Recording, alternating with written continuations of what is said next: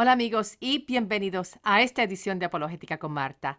En Primera de Corintios 15, el apóstol Pablo escribió que si Cristo no resucitó, entonces nuestra fe es en vano. Desde el día de la resurrección y comenzando con el sacerdocio en Jerusalén, se han desarrollado mentiras y teorías para negar el evento histórico de la resurrección. Hoy vamos a estudiar sobre cuáles son esas teorías que niegan la resurrección y cómo podemos responder a cada una de ellas.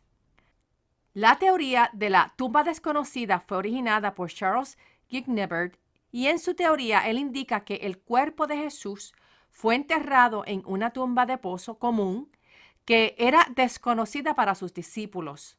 Por lo tanto, la historia de la resurrección surgió por la ignorancia en sus seguidores sobre en dónde estaba localizado el cuerpo de Jesús. Esta teoría tiene muchísimos errores obvios. Primero, que no todos los criminales eran enterrados en un pozo común. Segundo, que en el Nuevo Testamento tenemos que José de Arimatea fue un testigo del entierro de Jesús en un lugar en específico que era el mismo sepulcro que le pertenecía a Arimatea y que él lo donó para que Jesús fuese enterrado allí. En Mateo 27, versos 57 al 61, nos dice cómo fue que Arimatea tomó posesión del cuerpo de Jesús y lo enterró con otros testigos presentes. Los versos dicen: cuando llegó la noche, esta es la noche del día que Jesús fue crucificado, un hombre rico de Arimatea que se llamaba José y que también había sido discípulo de Jesús, fue a hablar con Pilato para pedirle el cuerpo de Jesús. Y Pilato ordenó que se lo entregaran. José de Arimatea tomó el cuerpo, lo envolvió en una sábana limpia y lo puso en su sepulcro nuevo que había sido cavado en una peña. Después de hacer rodar una gran piedra a la entrada del sepulcro, se fue. María Magdalena y la otra María se quedaron sentadas delante del sepulcro. Esto nos lleva al punto número 3. Y es que las mujeres vieron el cuerpo ser preparado para el entierro y ellas sabían cuál era la localización del sepulcro.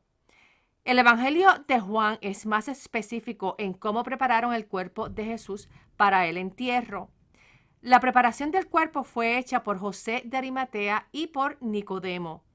En Juan 19, versos 39 al 41, nos dice: también Nicodemo, el que antes había visitado a Jesús de noche, llegó con un compuesto de mirra y de aloes como de 30 kilos. Tomaron el cuerpo de Jesús y lo envolvieron en lienzos con especias aromáticas, como acostumbraban los judíos sepultar a sus muertos. En el lugar donde Jesús fue crucificado había un huerto y en el huerto había un sepulcro nuevo, en el que aún no habían puesto a nadie. Ese sepulcro nuevo le pertenecía a Arimatea y fue allí en donde sepultaron a Jesús. 30 kilos equivale a más de 66 libras de especias que pusieron sobre el cuerpo de Jesús antes de envolverlo en las sábanas limpias. Luego, cuando las mujeres se fueron, porque ya comenzaba el sábado y tenían que prepararse para la Pascua, ellas regresaron a sus casas para preparar especias y perfumes. Estos ellas lo usarían el domingo cuando regresarían al sepulcro para añadir más especias al cuerpo de Jesús. Y el punto número 4 que contradice la teoría del sepulcro desconocido es que los romanos sabían en dónde estaba el sepulcro, ya que ellos habían colocado a sus propios guardias a cuidar del sepulcro. En Mateo 27, versos 62 al 66 dice: al día siguiente, que es el día después de la preparación, los principales sacerdotes y los fariseos se reunieron ante Pilato y le dijeron: Señor, nos acordamos que cuando aún vivía, aquel engañador dijo: después de 3 días resucitaré. Por lo tanto, manda asegurar el sepulcro hasta el tercer día, no sea que sus discípulos vayan de noche y se lleven el cuerpo y luego digan al pueblo: resucitó de entre los muertos. porque entonces el último engaño sería peor que el primero. Y Pilato les dijo: ahí tienen una guardia. Vayan y aseguren el sepulcro como sepan hacerlo. Entonces ellos fueron y aseguraron el sepulcro, sellando la piedra y poniendo la guardia.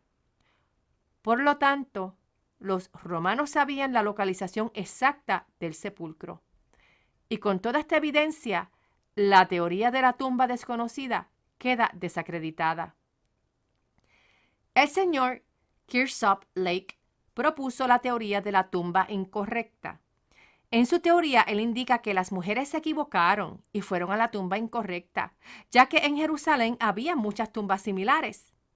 El señor Lake dice que las mujeres encontraron una tumba abierta y a un hombre joven que negó que esa era la tumba de Jesús.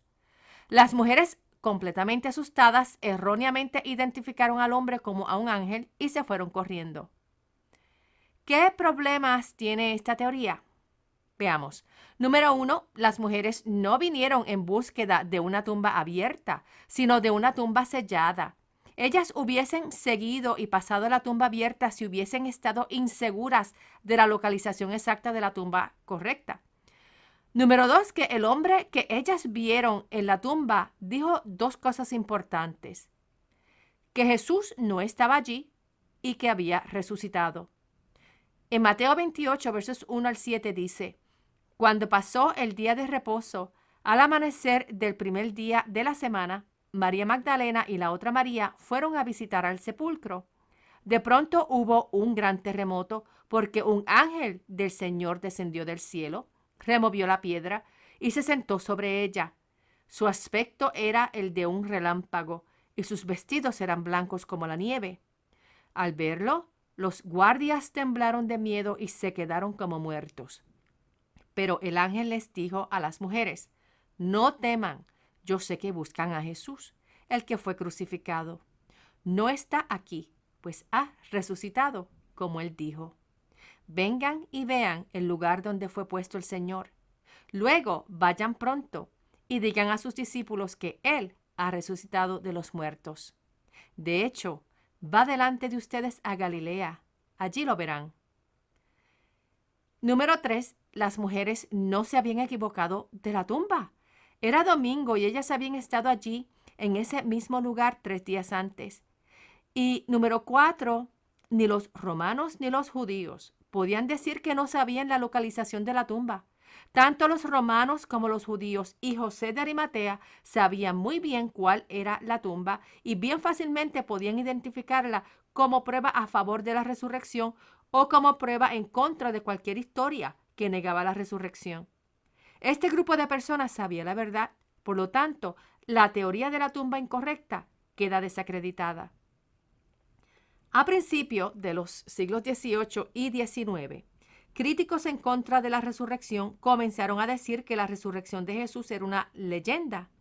Estos críticos decían que la resurrección fue un invento para cumplir con las necesidades de la iglesia y que evolucionó sobre un largo periodo de tiempo para vindicar al líder de la iglesia que hacía tiempo estaba muerto. Sin embargo, el criticismo histórico reciente ha mostrado que las historias de la resurrección tienen origen de a mediados del primer siglo, que no son inventos recientes ni son leyendas. ¿Qué son las leyendas? Las leyendas contienen exageraciones y no tienen un fundamento histórico sólido.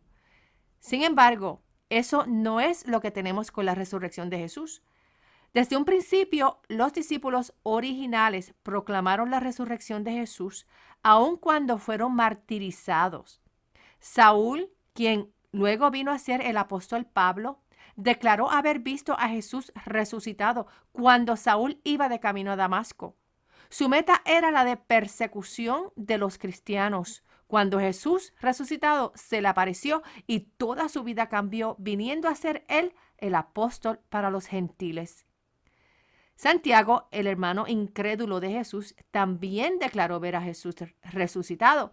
Santiago luego vino a ser el líder de la iglesia en Jerusalén, proclamando la resurrección de Jesús. Y aparte de todas estas personas haber visto a Jesús resucitado, aún quedaba una tumba vacía, la cual requería una explicación a la supuesta leyenda. El apóstol Pablo, en aproximadamente el año 55 después de Cristo, él escribió una primera carta a la iglesia en Corinto. En esa carta, Pablo habló sobre la resurrección como un hecho histórico y mencionó a sobre 500 testigos oculares, personas que vieron a Jesús resucitado, y estas personas estaban disponibles a ser entrevistadas y a ofrecer sus testimonios. Comenzando en 1 Corintios 15, verso 1, leemos: Además, hermanos, les anuncio el evangelio que les prediqué, que es el mismo que ustedes recibieron y en el cual siguen firmes. Por medio de este evangelio serán salvados, siempre y cuando retengan la palabra que les he predicado. De no ser así, habrán creído en vano. En primer lugar, les he enseñado lo mismo que yo recibí, que conforme a las Escrituras, Cristo murió por nuestros pecados, que también, conforme a las Escrituras, fue sepultado y resucitó al tercer día, y que se apareció a Cefas y luego a los 12. Después se apareció a más de 500 hermanos a la vez, de los cuales muchos aún viven y otros ya han muerto. Luego se apareció a Jacobo, después a todos los apóstoles. Y por último se me apareció a mí, que soy como un niño nacido fuera de tiempo. A decir verdad, yo soy el más pequeño de los apóstoles, y no soy digno de ser llamado apóstol, porque perseguí a la iglesia de Dios. Pero por la gracia de Dios soy lo que soy, y su gracia para conmigo no ha sido en vano, pues he trabajado más que todos ellos, aunque no lo he hecho yo, sino la gracia de Dios que está conmigo. Fue la evidencia de la resurrección que convirtió a Pablo de ser un perseguidor a ser uno de los evangelistas más importantes en la iglesia de Cristo.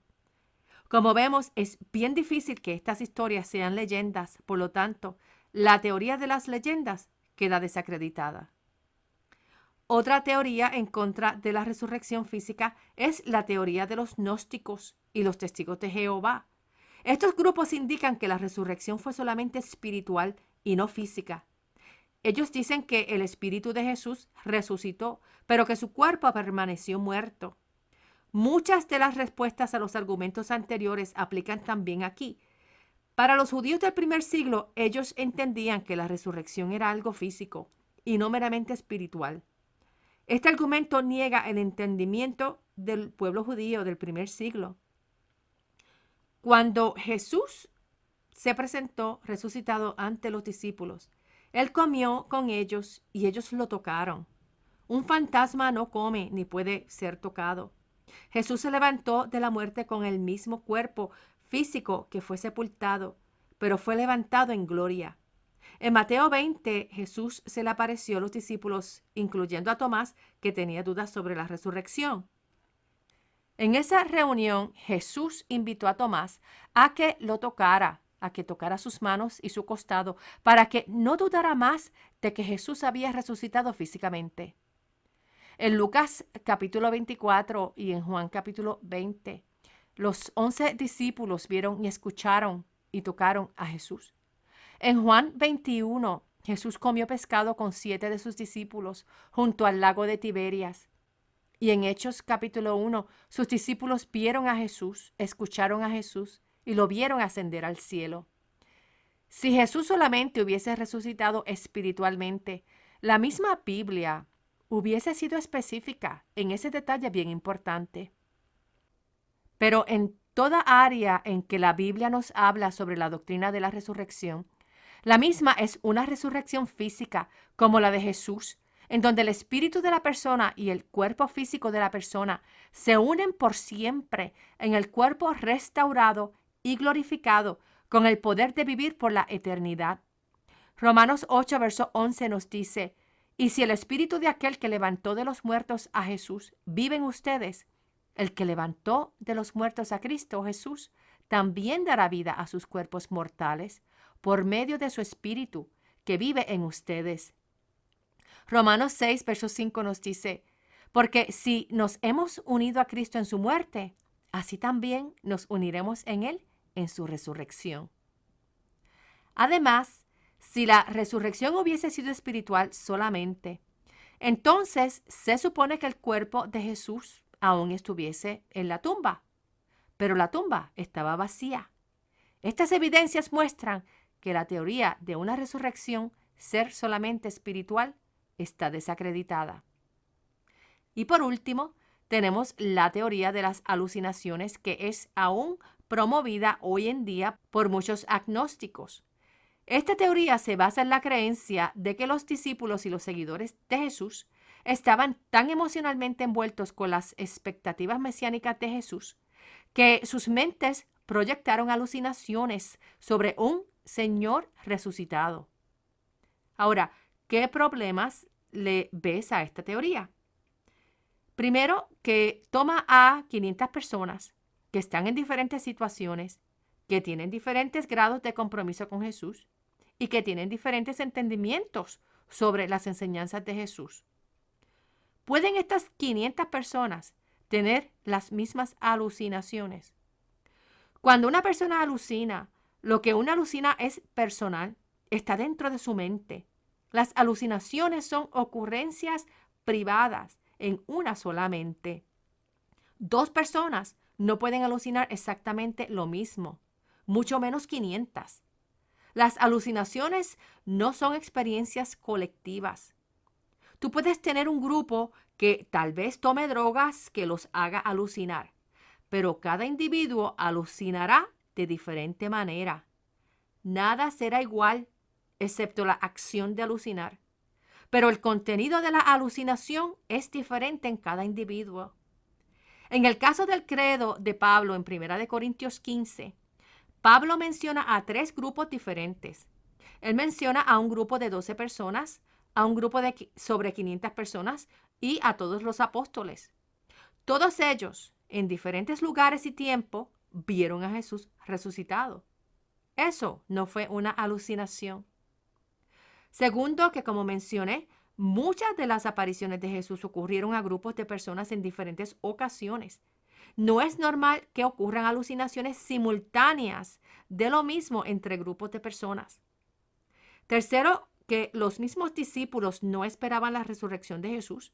Ellos creían que su muerte era el final. Y cuarto, si las apariciones de Jesús resucitado hubiesen sido alucinaciones, ¿por qué entonces los judíos no fueron a la tumba para probar que la resurrección era una alucinación? No podían, porque la tumba estaba vacía. No había un cuerpo de un muerto que les probara que estaban alucinando. Las supuestas alucinaciones tampoco explicaron el por qué la tumba estaba vacía y tampoco explicaron la conversión de Pablo ni la conversión de Santiago, el hermano de Jesús, que era un escéptico, que también a veces lo llamaban Jacobo. Estas mismas explicaciones del por qué la teoría de las alucinaciones es desacreditada aplica también a cualquier argumento de que los testigos oculares tenían una falsa percepción o tenían delirios o visiones. Si los testigos oculares tenían delirios o visiones, aún se tiene que obtener una explicación de la conversión de Pablo, de la conversión de Santiago, de la tumba vacía y de las apariciones de Jesús en un cuerpo físico. A través de los siglos, la doctrina de la resurrección de Jesús ha sido fuertemente atacada por ateos y por escépticos. Pero no solo los ateos y escépticos la han atacado negando que la resurrección ocurrió, sino que también hay sectas y otras religiones que han cambiado el mismo significado de la doctrina de la resurrección. O sea, el ataque a la resurrección lo hacen negando su historicidad, o si es aceptado como un evento histórico, el significado es revisado y torcido para significar algo completamente diferente al significado que le dieron los apóstoles y los padres de la iglesia del primer siglo. Por ejemplo, el grupo Unity es una secta con enfoque metafísico. Para ellos, la resurrección significa la restauración de la mente y el cuerpo a su estado original e imperecedero.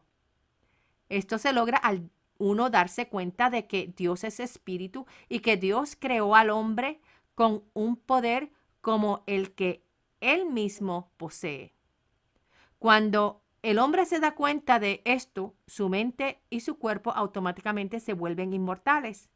O sea, aquí en la secta Unity, ellos dicen que uno se tiene que dar cuenta de que uno tiene el mismo poder de Dios, básicamente haciéndose uno mismo igual al Dios creador.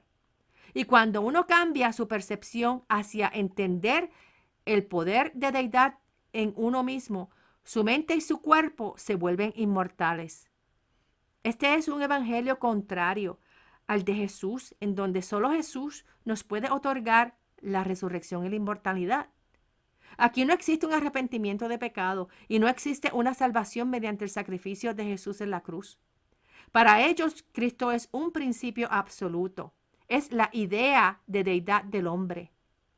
Podemos creer que Cristo resucitó, pero si creemos que sucedió para uno darse cuenta de que uno mismo es deidad, entonces el significado de ese evento es completamente torcido y corrompido.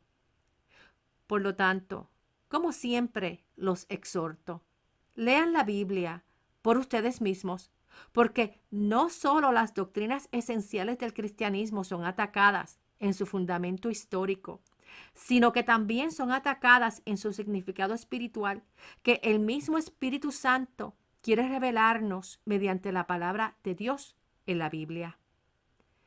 Y te invito a que visites mi página en línea apologeticaconmarta.org y las páginas en Facebook o en YouTube, en donde puedes encontrar todos los programas radiales en archivo y otros recursos que te ayudarán a ampliar tu fe en Jesús y a ampliar tu conocimiento en la apologética cristiana. Que Dios los bendiga y hasta el próximo programa. Chao.